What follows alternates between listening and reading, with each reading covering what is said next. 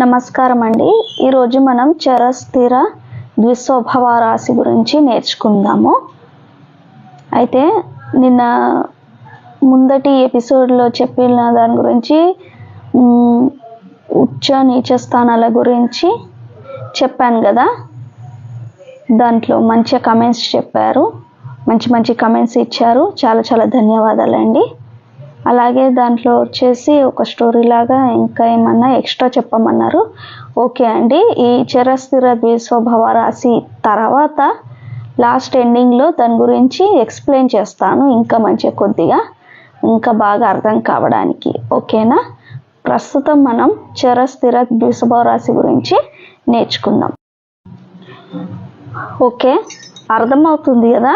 చర అంటే చలనం, అటు ఇటు వెళ్ళేది. స్థిర అంటే స్థిరంగా ఉండేది. ద్విస్వభావం అంటే రెండు కలిపి ఉండేది. అవునా? అదైతే అందరికీ ఇప్పుడు చర అంటే స్థిర ద్విస్వభావాన్ని చూసేసి చర అంటే ఏందో అర్థమవుతుంది. సో ఇప్పుడు మనం ఇది ఎలా రాసుకోవాలనేది ఫాలో అవుదాం. చర స్థిర ద్విస్వభావ, మళ్ళీ సేమ్ చర స్థిర ద్విస్వభావ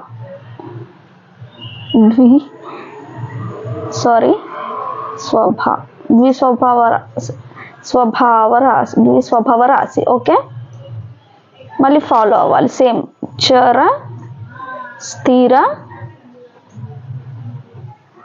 మీరు కూడా నోట్ చేసుకోండి, డైలీ ఇలా ఫాలో అయితే, ఎందుకంటే ఇంకా చాలా యాడ్ అవుతూ ఉంటాయి. సో మనం స్టార్టింగ్లో నేర్చుకున్నట్టు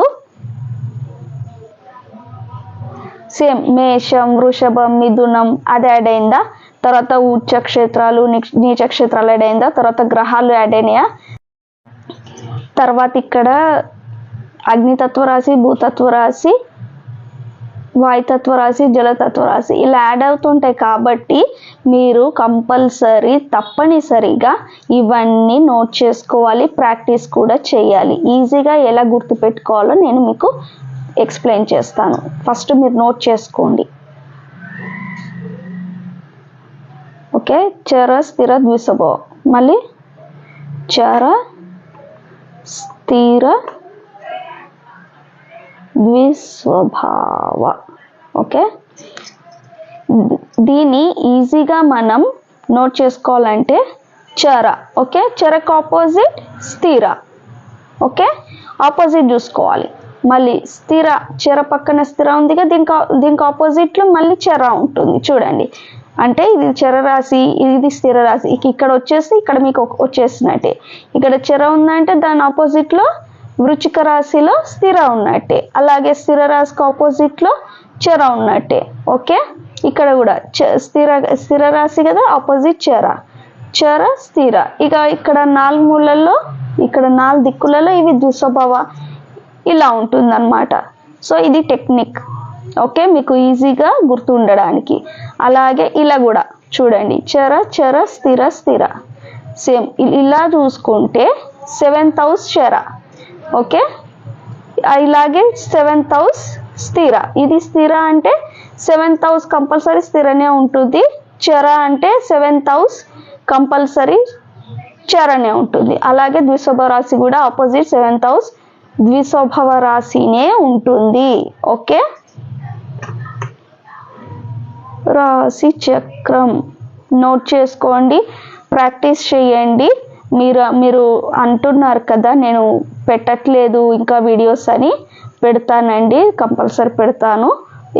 కానీ నేను పెట్టనన్ని రోజులు మీరు ప్రాక్టీస్ చేయండి. ఆ టైంలో మీరు ప్రాక్టీస్ చేస్తే మీ మైండ్లో అది అనేది స్థిరపడిపోతుంది, ముద్ర పడిపోతుంది. మంచిగా ప్రాక్టీస్ ఇది మాత్రం మర్చిపోకండి. ఓకేనా? ఓకే, అయితే ఇక్కడ చరరాశి ఏమైంది? మేషరాశి. ఓకే, ఇక్కడ నేను ఇప్పుడు రాసుల పేర్లు రాయను. ఓకేనా? ఓన్లీ చర స్థిర ద్విస్వభావ ముందు మీరు ప్రాక్టీస్ చేసినట్లుగా చూడండి. అందులో మీ మైండ్లో ఇది మేషరాశి అని ఉండాలి అంతే. ఒకవేళ మీకు రాకపోతే పక్కన ఇలా బాక్స్ రాసుకొని ఇక్కడ మీరు రాసుల నేమ్స్ రాసుకోండి, ఓకేనా. నేను తర్వాత ఇక్కడ జలతత్వ రాసులు, భూతత్వం అవి చెప్తాను కదా, కానీ మీకు ఇక్కడ ప్రాక్టీస్ కోసం ఒకవేళ మైండ్లో లేకపోతే రాసుల పేర్లు మీకు కన్ఫ్యూజన్గా ఉంటే పక్కన ఇలా ఇంకో బాక్స్ పెట్టుకొని అందులో మేషం, వృషభం, మిథునం అలా రాసుకోండి. అప్పుడు ఇవి యాడ్ చేసుకోవచ్చు. ఒకవేళ మీ బుర్రలో ఉన్నట్లయితే ఇవన్నీ ఓకే, మేషరాశి, చరరాశి, ఇది స్థిర రాశి, ఇది మిథునం, వృషభ రాశి, ఇలా ఉండిపోతుంది అనమాట. అందుకనే ప్రాక్టీస్ చేయమంటున్నా, ప్రాక్టీస్ చేయండి, ఏది రాదు, ఓకే. అయితే ఇక్కడ చరరాశి అనేది మేషరాశి, చర అంటే ఏంది, ఒక ప్లేస్ నుండి ఇంకో ప్లేస్ మారడం, ఒక ఉద్యోగం నుండి ఇంకో ఉద్యోగం మారడం అంటే కరెక్ట్గా స్థిరంగా ఉండదన్నమాట, మార్పు అనేది ఉంటుంది, దాన్నే చరరాశి స్వభావం, ఓకేనా. అలాగే స్థిర రాశి, స్థిరం అంటే వాళ్ళ ఆలోచనలు కానీ ఉద్యోగపరంగా కానీ ఇంటి విషయంలో ఏదైనా సరే స్థిరంగా ఉంటుంది, అదే స్థిర రాశి స్వభావం. నెక్స్ట్ వృషభ రాశి అంటే చర, స్థిర, ఇవి రెండు కలిపి కొన్నిసార్లు అటు ఇటు మారుతుంటారు, కొన్ని విషయాలలో స్థిరంగా ఉంటారు, అభిప్రాయాల్లో కానీ ఆస్తి విషయాలలో కానీ, అదే ద్విస్వభావ రాశి, ఓకేనా.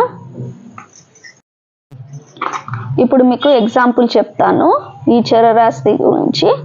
ఇప్పుడు మా ఉద్యోగం ఉంటుందండి, మీకు ఒక 2 years చేస్తారు, లేదా 2-3, కొంతమంది 6 months 9 months చేస్తారు కదా. తర్వాత ఆ ఉద్యోగం నుండి ఇంకో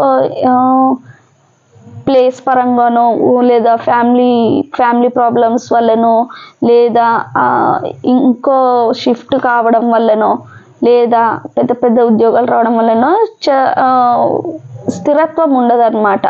సో దాన్నే అక్కడ నుండి మళ్ళీ మార్పు అనేది ఉంటుంది, అదే చరరాశి స్వభావం.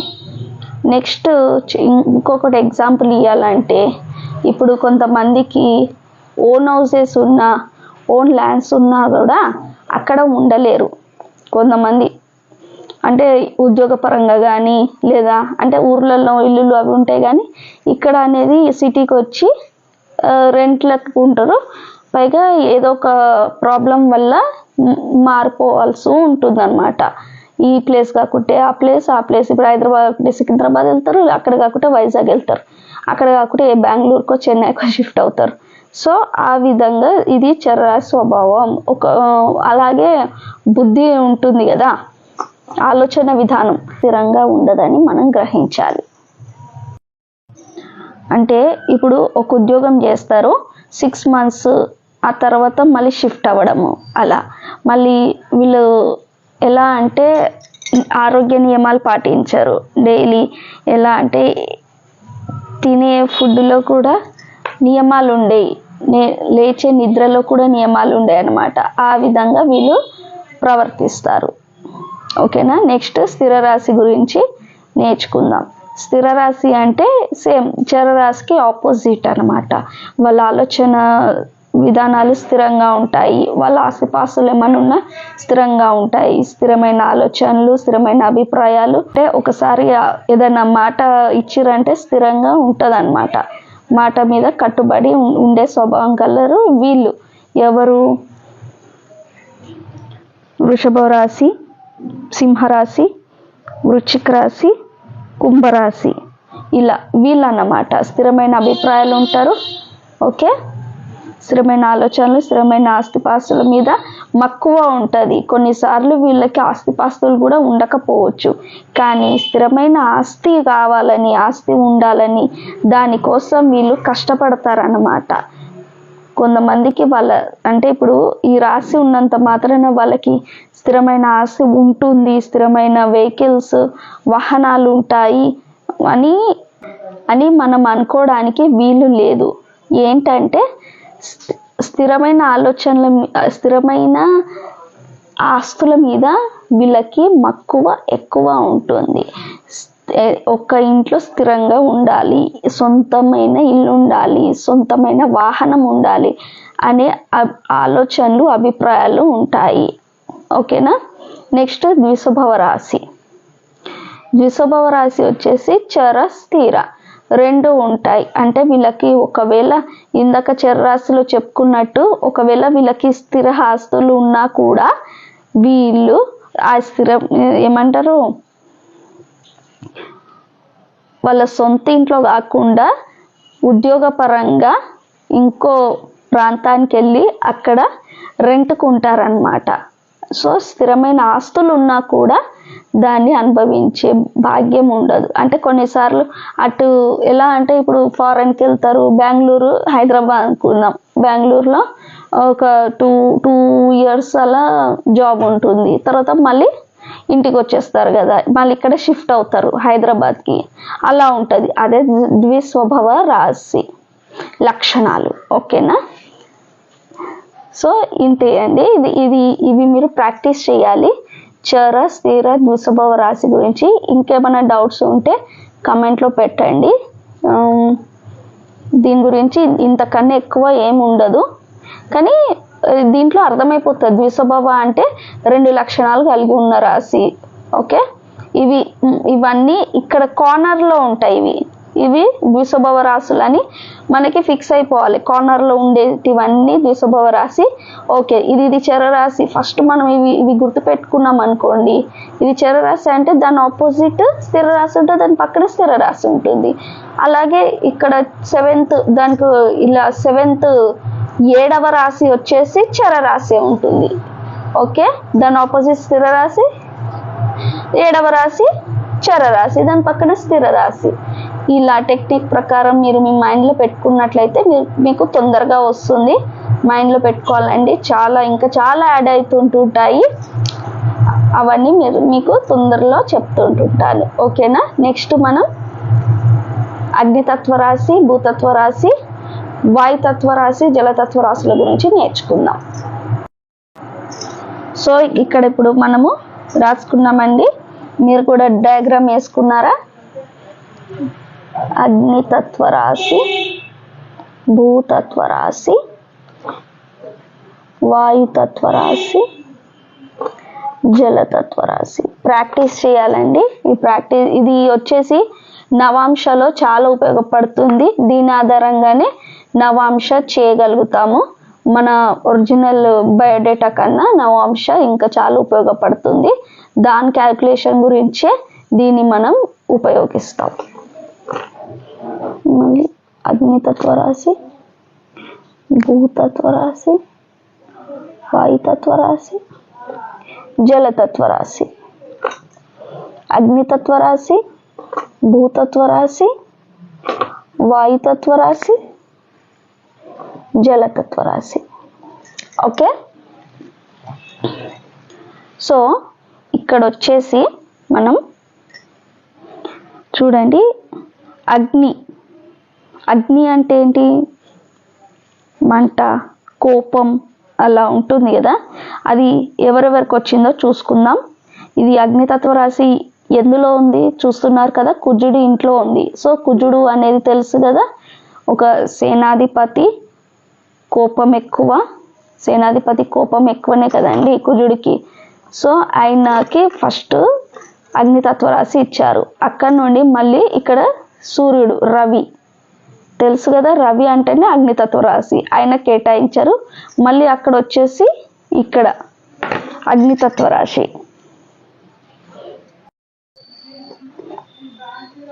సో ఇక్కడ మళ్ళీ ధనస్సు, గురుడి ఇంట్లో ధనస్సులో అగ్నితత్వ రాశి ఇచ్చారు. ఇక్కడ తెలుసు కదా, ఇక్కడ ఈయన వచ్చేసి ప్లానింగ్ చేస్తారు. యుద్ధానికి రెడీ అయ్యాక ప్లానింగ్ ఇస్తారు కదా, వ్యూహ రచన చేసేది.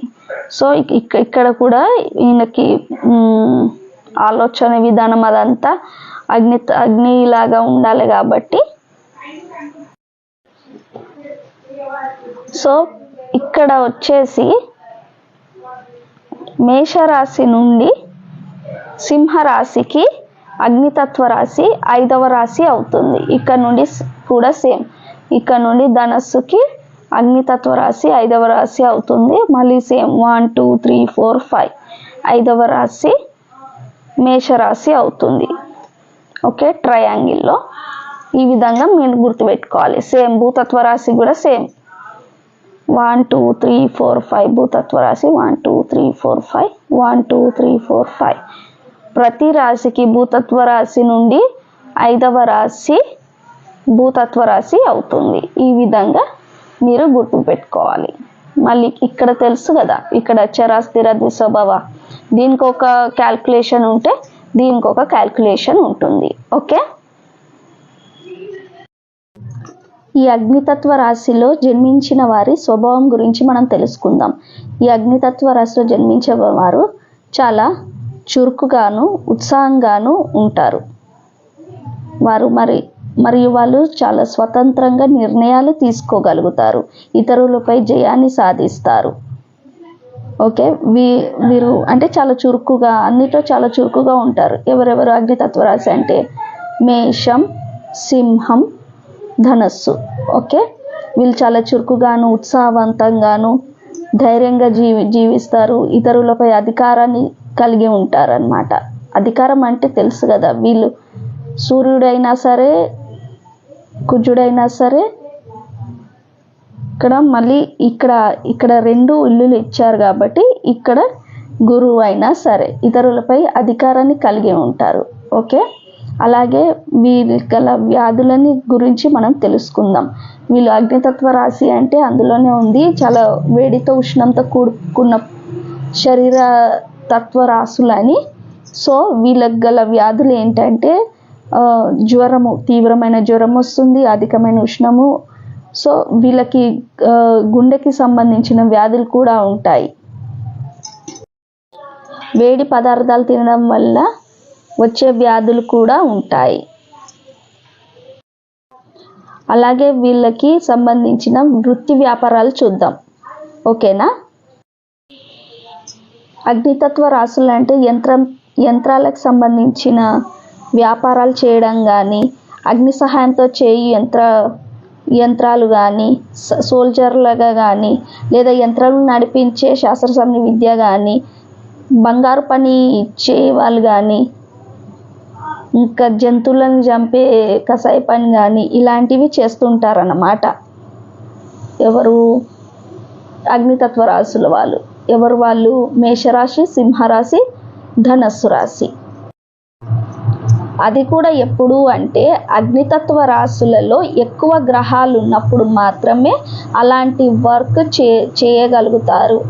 ఎక్కువ గ్రహాలు ఉండాలి, అది దశమ స్థానాన్ని చూపించాలి, లేదా దశానాథుడు ఈ అగ్నితత్వ రాశిలో ఉండాలి, లేదా ఆ దశానాథుడు వచ్చేసి దశమ స్థానాన్ని సూచించే నక్షత్రంలో అయినా ఉండాలి.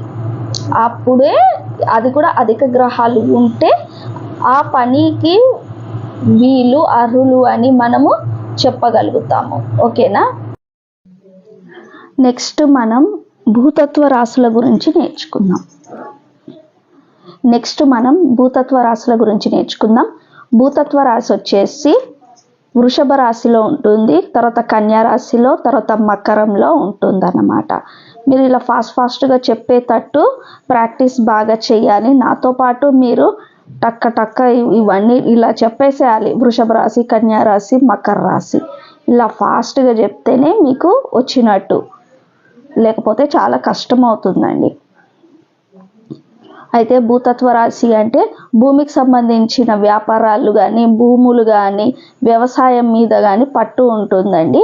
అలాగే వీళ్ళకి భూమి కూడా చాలా ఉంటుంది, లేదా భూమి కొనాలనే ఆశ ఉంటుంది. దానికోసమే వీళ్ళు ప్రయత్నిస్తారు. ఒకవేళ దీంట్లో చాలా గ్రహాలు కానీ ఉంటే భూమి పరంగా వీళ్ళకి చాలా అవకాశాలు ఉంటాయి.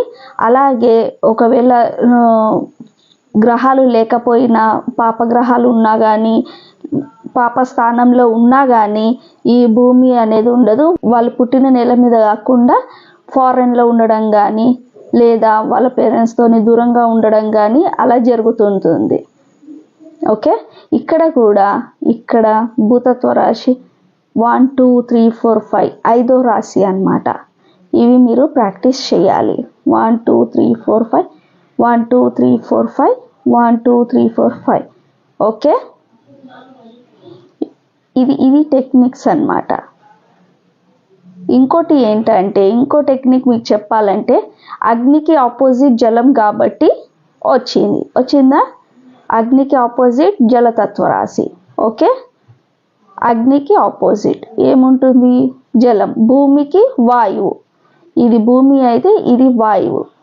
ఓకే, నెక్స్ట్ జలానికి పక్కనే అగ్ని ఉంటుందండి.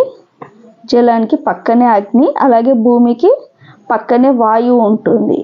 ఓకేనా? ఇక చూడండి, జలతత్వకి అగ్నితత్వ రాశి. మళ్ళీ జలానికి ఇలా చూడొద్దు, మళ్ళీ కన్ఫ్యూజన్ అయిపోతారండి. ఇలా చూడొద్దు, మీరు ఆపోజిట్లో చూడాలి దీన్ని. అగ్నికి ఆపోజిట్ కింద, ఆపోజిట్ అంటే మళ్ళీ ఇలా 7వ రాశి అని వెళ్ళిపోతుంది. అలా కాకుండా అగ్నికి కింద ఆపోజిట్లో జలతత్వ రాశి, భూమికి ఆపోజిట్ వాయువు. ఓకే, మళ్ళీ ఇక్కడ వాయుకి ఆపోజిట్ భూమి, జలకి ఆపోజిట్ అగ్ని. ఓకే, మళ్ళీ ఇక్కడ పక్కన, మళ్ళీ ఇక్కడ వచ్చేసి ఇలా వెళ్ళొద్దు, మళ్ళీ ఓన్లీ మీరు ఈ విధంగా చూసుకోవాలి. ఓకే,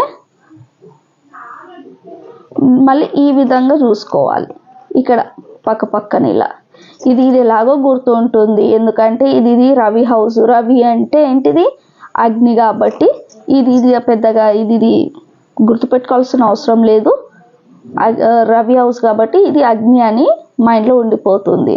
పైగా కుజుంది కూడా అవసరం లేదు, ఎందుకంటే ఆయన కుజుడు అంటే కోపము, అధికారం, ఉష్ణం కాబట్టి ఈయనది కూడా గుర్తుండిపోతుంది. ఓకే, ఒక్కొక్కరు వాళ్ళ టెక్నిక్ని బట్టి గుర్తుపెట్టుకుంటారండి. మీరు కూడా ఏ టెక్నిక్ ప్రకారం గుర్తుపెట్టుకుంటారో మీరు గుర్తుపెట్టుకోండి. ఓకేనా? లక్షణాలు వచ్చేసి భూమికి ఎంత భారం ఉంటుందో ఈ వృషభ రాశి, కన్యా రాశి, మకర రాశిలో జన్మించిన వారు కూడా చాలా బరువు బాధ్యతలో కలిగి ఉంటారండి.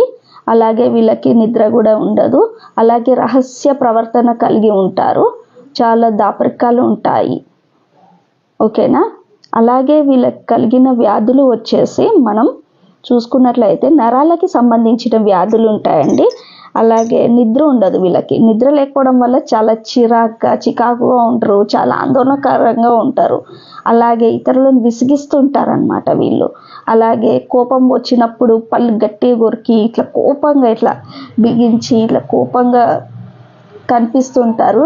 కోపం కూడా బాగా ఉంటుంది, కానీ బరువు బాధ్యతలు చాలా ఉంటాయి వీళ్ళకి. అలాగే పక్షవాత గుణం కూడా ఉంటుంది వీళ్ళకి. వాత రోగం కూడా ఉంటుంది. అలాగే కీళ్ళ నొప్పులు, కడుపులో మంట, గ్యాస్ట్రిక్ ప్రాబ్లం లాంటివి కూడా వీళ్ళకి వస్తాయన్నమాట. ఆహార నియమాలు పాటించారు కదా, క్రమము తప్పుట ఇలాంటివి చేయటం వల్ల గ్యాస్ట్రిక్ ప్రాబ్లం కూడా ఉంటుంది.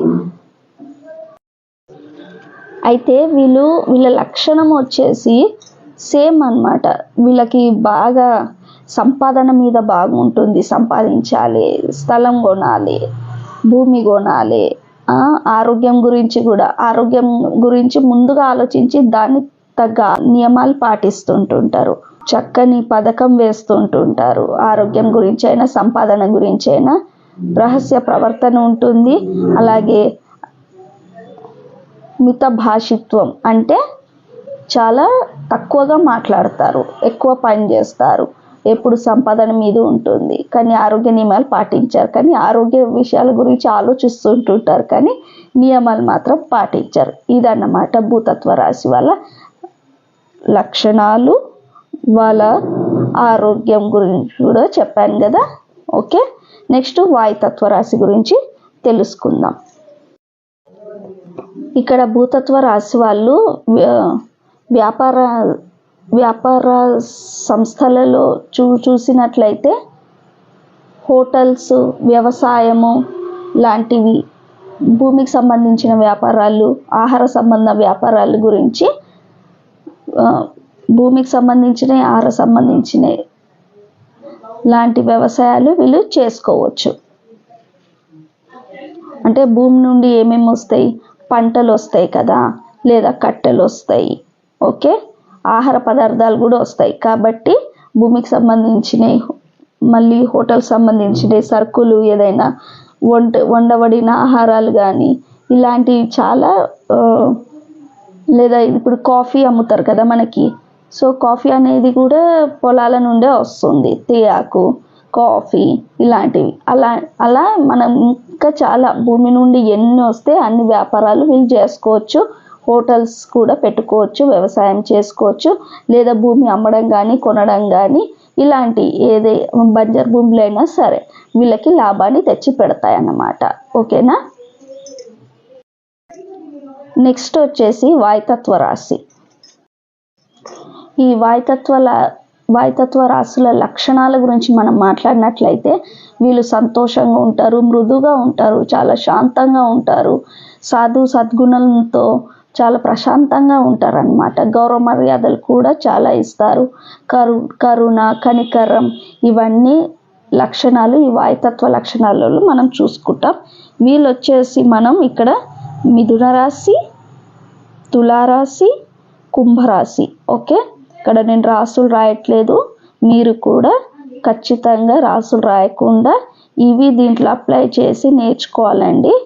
ఓకే, మిథున రాశి, తులారాశి, కుంభరాశి. ఓకే, సో వీళ్ళు చాలా మృదువుగా ఉంటారు, ఎదుటి వాళ్ళకి మర్యాద ఇస్తారు, వీళ్ళ లక్షణాలు అన్నమాట. అలాగే వీళ్ళకి తెలివితేటలు కూడా చాలా ఉంటుంది, చక్కని బుద్ధి ఉంటుంది, ఉల్లాసంగా ఉంటారు, సానుభూతి ఉంటుంది, మధురమైన స్వరం ఉంటుంది, మర్యాద కలిగిన వారే ఉంటారు. ఇలాంటి లక్షణాలు మనం ఇక్కడ వాయుతత్వ రాశుల్లో మనము చూడవచ్చు. ఈ వాయుతత్వ రాశుల వారు రుణగ్రస్తుని ఆస్తి కానీ లేదా చనిపోయిన వారి ఆస్తి కానీ వీళ్ళకి రావాలని అస్సలు కోరుకోరండి. వాళ్ళ శ్రమకు తగ్గ ఫలితం ఆశిస్తారు. అంటే వాళ్ళు చేసిన వృత్తి ద్వారానే వాళ్ళకి ఏదైనా సంపాదించి వాళ్ళ సొంతంగా వాళ్ళ కాళ్ళ మీద వాళ్ళు నిలబడాలనే ఉంటుంది, కానీ ఇతరుల ఆస్తిని వీళ్ళు కోరుకోరు అన్నమాట. ఫ్రీగా వచ్చేది వాళ్ళ తల్లిదండ్రుల ఆస్తి కానీ వాళ్ళ తాతల ఆస్తి వస్తే బాగుండు ఇలాంటి కోరికలు ఏమీ ఉండవన్నమాట. వీళ్ళ వృత్తులు వచ్చేసి వకీలు కానీ, న్యాయస్థానంలో వకీలు కానీ, జడ్జి కానీ లేదా లెక్చరర్స్గా కానీ వీళ్ళు పనికొస్తారనమాట. వీళ్ళు ఆ వృత్తి వ్యాపారాలు చేసుకోవచ్చు. లేదా సాహిత్య సంబంధం గల వృత్తి కానీ, శాస్త్ర సంబంధం గల వృత్తి కానీ లాభదాయకంగా వీళ్ళకు ఉంటుంది. అలాగే వీళ్ళకి వ్యాధులు వచ్చేసి నరాలకు సంబంధించిన వ్యాధులు ఉంటాయండి వీళ్ళకి.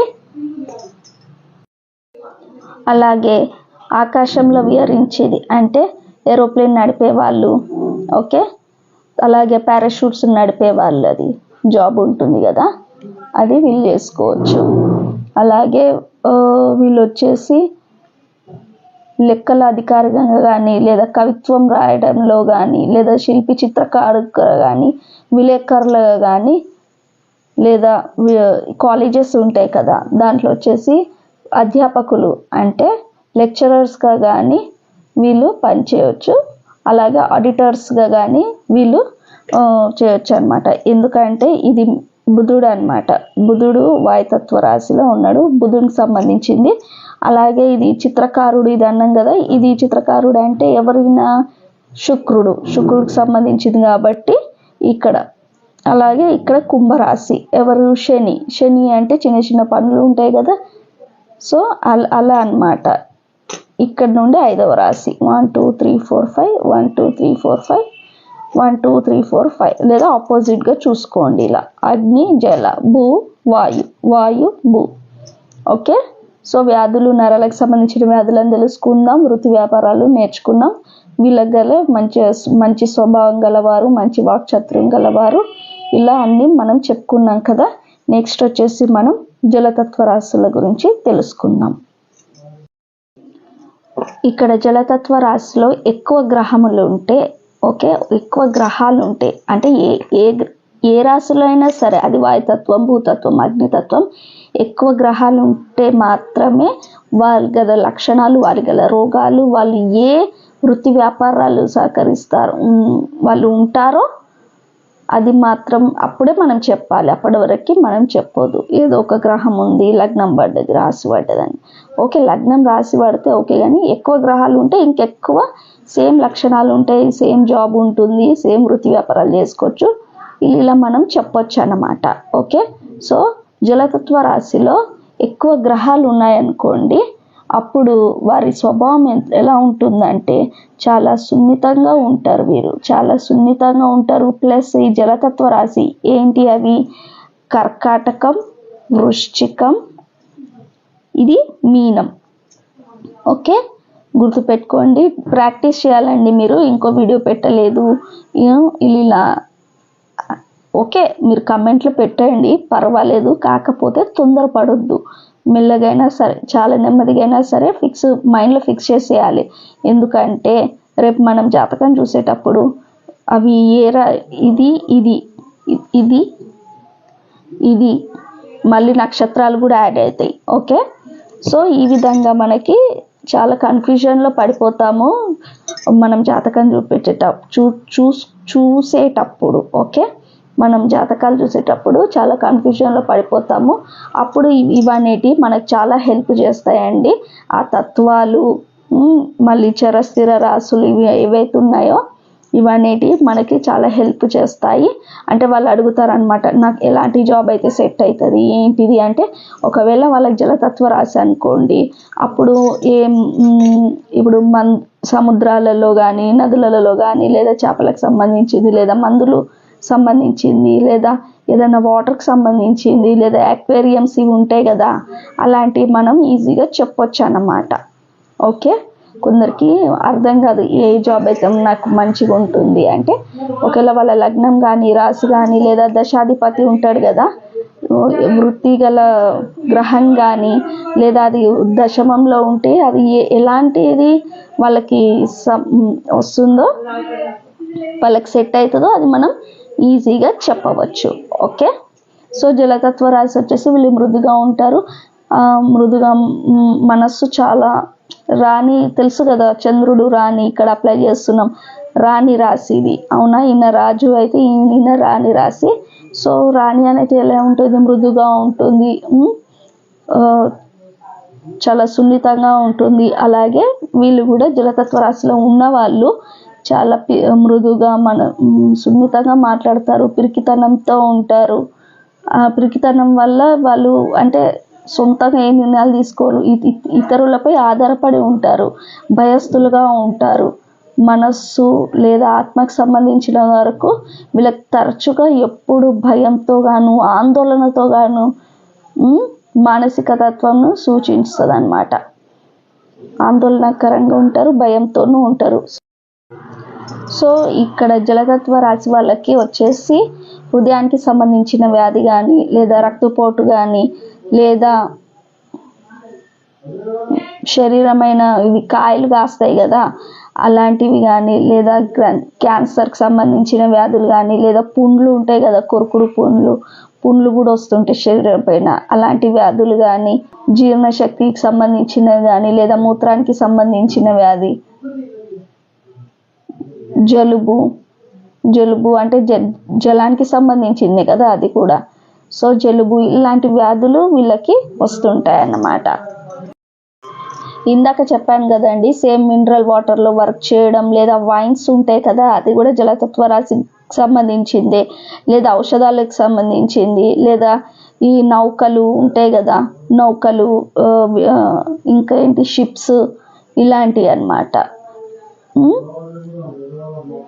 ద్రవ పదార్థాలకు సంబంధించిన దాంట్లో వీళ్ళు వర్క్ చేస్తే చాలా బాగుంటుంది. అలాగే ఇక్కడ ఇది చంద్రునికి సంబంధించింది కదా, రాణికి సంబంధించింది. సో ఆమె ఆభరణాలు, శారీస్ ఇవి వేసుకుంటుంది కదా, సో వాటిల్లో కూడా వీళ్ళు వర్క్ చేస్తే బాగుంటుందండి. అలాగే ఇక్కడ మనం గ్రహాలది కూడా చూసుకోవాలి, వాళ్ళ ఇంటికి సంబంధించింది కదా. సో అక్కడ వచ్చేసి మళ్ళీ ఇక్కడ వచ్చేసి మళ్ళీ జలతత్వ రాశి, ఇక్కడ ఏముంటుంది మనకి అస్త్రశస్త్రాలు ఉంటాయి, ఇవి అని చెప్పుకున్నాం కదా. సో అవి కూడా ఇందులోకి మనం తీసుకోవచ్చు. ఇక్కడ వచ్చేసి జలానికి సంబంధించినవి అంటే తెలుసు కదా, తీర్థాలు, సో ఇవన్నమాట వృత్తులు జలతత్వ రాశులయ్యి. చాలా ఈజీ అండి. వాయు అంటే ఆకాశంలో తిరిగేటి, జలం అంటే నీటి మీద, భూ అంటే భూమికి సంబంధించినవి, అగ్ని అంటే అగ్నిమాపకకు సంబంధించినవి. ఇవే బాంబులు తెలుసు కదా, బాంబులు, తుపాకులు, ఇంకా ఆయుధాలు, ఇవన్నీ మీకు ఇట్లా విజన్ వస్తూ ఉండాలి ఇవి చూస్తుంటే. ఓకే, సో అగ్నికి ఆపోజిట్ జల, భూకి ఆపోజిట్ వాయువు, వాయుకి భూమి, జలకి అగ్ని. ఓకే, అలాగే భూమికి ఇక్కడ ఇలా చూడాలి. ఇప్పుడు అగ్ని, జలం, భూ, వాయువు. ఓకే, అంతే. ఇక్కడ ఇలా చూడొద్దు, మళ్ళీ ఓన్లీ ఇలా చూడాలి. ఇందులో ఇక్కడ ఇవి పనికి వస్తాయి, ఇలా ఆపోజిట్ పనికి వస్తుంది. ఇక్కడ వచ్చేసి 5th హౌస్ అలా పనికి వస్తుంది. ఇక్కడ 7th హౌస్ అనేది పనికి వస్తుంది. చర నుండి 7th హౌస్ ఏంటిది చర, స్థిరకి 7th హౌస్ స్థిర, ఇలా అన్నమాట. సో నేను మొదట్లో చెప్పాను కదండి ఉచ్చ నీచ స్థానాల గురించి చెప్తా అని, కానీ ఇప్పటికే ఇది లెందీ అయిపోయింది అనిపిస్తుంది నాకు ఎందుకో. సో తర్వాత ఎపిసోడ్లో చెప్తాను, మీరేం తిట్టుకోవద్దు. ఇప్పటికే ఇది చాలా అయిపోయింది. మళ్ళీ ఇక్కడ ప్రేక్షకులు కూడా చాలా బోర్ అయిపోతారు ఎక్కువ వీడియో అయిపోయేసరికి. వాళ్ళు కూడా ప్రాక్టీస్ చేసుకోవాలి కదా. సో నెక్స్ట్ ఎపిసోడ్లో నేను తప్పకుండా స్టార్టింగ్లోనే చెప్పేస్తానండి. ఓకేనా, ఉచ్చ నీచ స్థానాల గురించి. ఓకే, అప్పటి వరకు నెక్స్ట్ వీడియోలో ఏం చెప్తాను అనేది ఆ ఉచ్చ నీచ స్థాన హెడ్డింగ్ పెట్టేసి చెప్తాను. ఉచ్చ నీచ స్థానాల తర్వాత ఏం చెప్తాను అది అనేది. ఓకేనా, అప్పటి వరకు మీరు దీన్ని ప్రాక్టీస్ చేస్తూ ఉండండి. ఓకేనా, ధన్యవాదాలు.